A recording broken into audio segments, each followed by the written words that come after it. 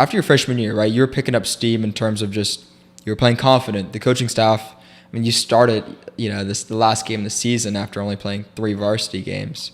You were picking up, a lot of momentum. So knowing that sophomore year, probably going to start, right? Yeah.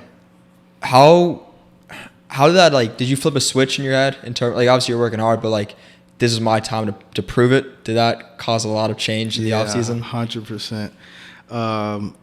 I never really trained differently, but I would say my dad was training me when I was a freshman, but he was like, I need to start getting you a running back coach. So we're gonna I started training with Robert Edwards. He used to play for the Patriots. Okay. First round draft. I think it was 17th pick out of. That's big. Hey, that's a big time player. That's what I'm saying. So he trained me hard. I had. I learned a lot of new stuff. Also from my actual running back coach, Coach Curtis.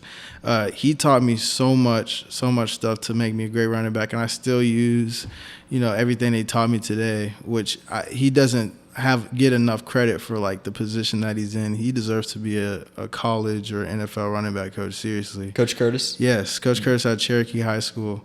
One of the greatest coaches I've ever had, and he's just a great guy. But back to training, it was my dad just kept feeding positivity in my ear, hey, this is your time, you're gonna kill it this year. We're gonna set goals. You're gonna set goals for yourself, and I'm gonna do whatever I can to help you achieve it. My dad started giving me he paid for massages every Friday morning of football games, so I'd get a massage every Friday morning. Yeah.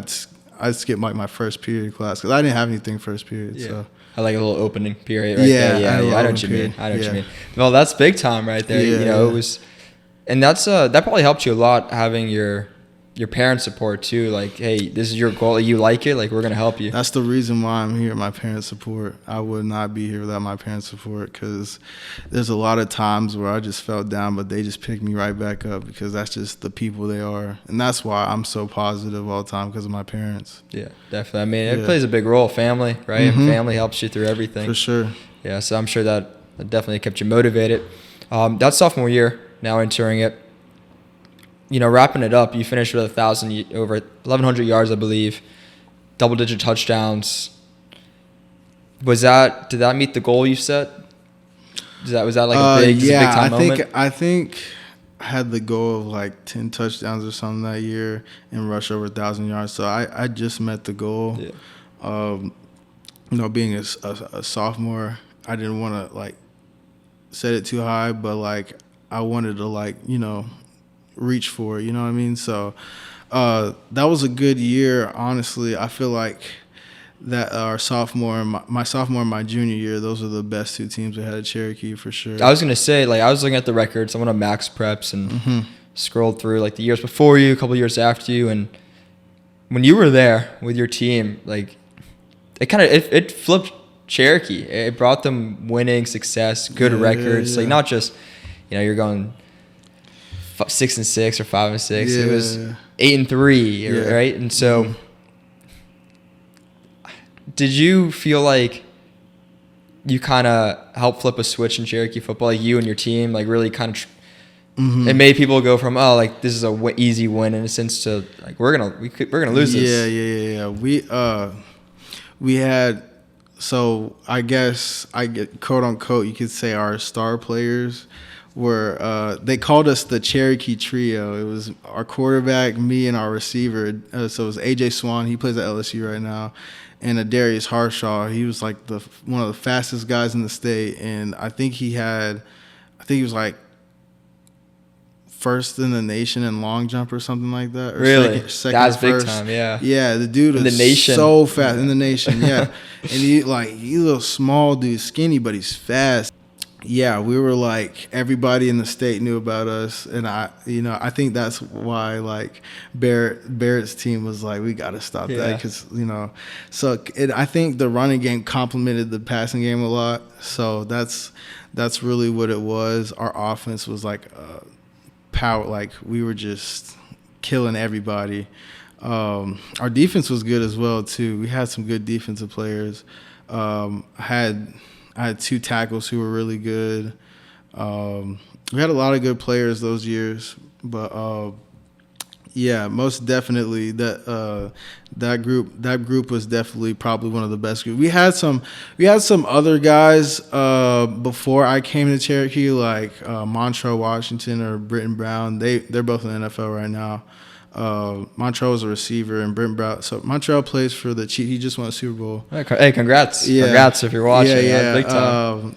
Yeah, shout out Montrell, and then Britton plays for the Raiders. So, yeah, those were I guess you could say, the 2 guys at Cherokee that were kind of there before you. Before success. my time, before our time, yeah. Yes, I like that. You said the Cherokee Trio. Cherokee Trio. That's like what they called us. I like yeah.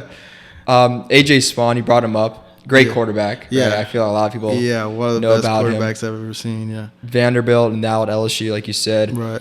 What was it like playing with him, being around him? Yeah, AJ is my guy. We were like.